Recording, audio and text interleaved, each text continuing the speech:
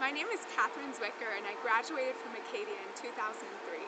The 4 years I spent at Acadia were wonderful in so many ways, and my experience there has had a huge impact on the career choices I've made since.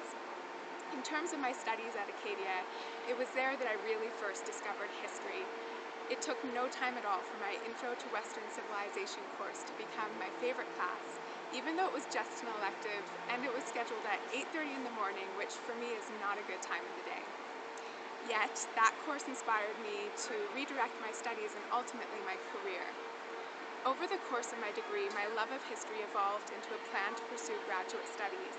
My professors at Acadia were very supportive in helping me to prepare for grad school, which I went off to do in Edmonton, Alberta at the University of Alberta.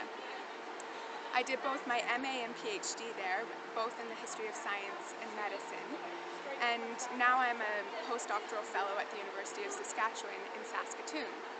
So in my current position, I basically have time to write and publish in my field. I'm also organizing a conference in the history of medicine. This is only a 2-year job though, so I'm still looking for a permanent job, ideally teaching history in a university. Obviously, from the career that I've chosen, my Acadia educational experience had a huge impact on me.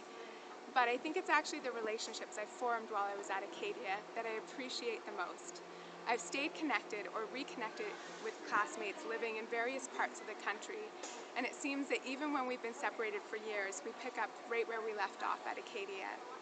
Since I'm from Nova Scotia, I also have the opportunity to go back to Wolfville, which gives me the chance to drop in on some of my favorite professors. I think that due to the small class sizes at Acadia, I got to know my profs a fair bit better than most students would at other universities.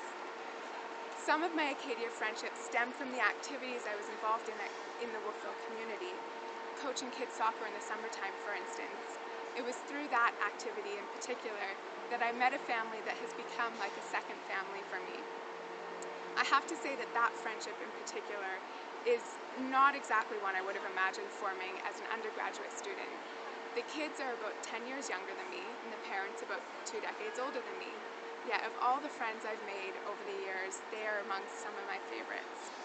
I truly believe the small campus and small town experience at Acadia offers students great academic opportunities, but more importantly, a chance to build lasting relationships, sometimes some of them very unique, like the ones I was fortunate to have made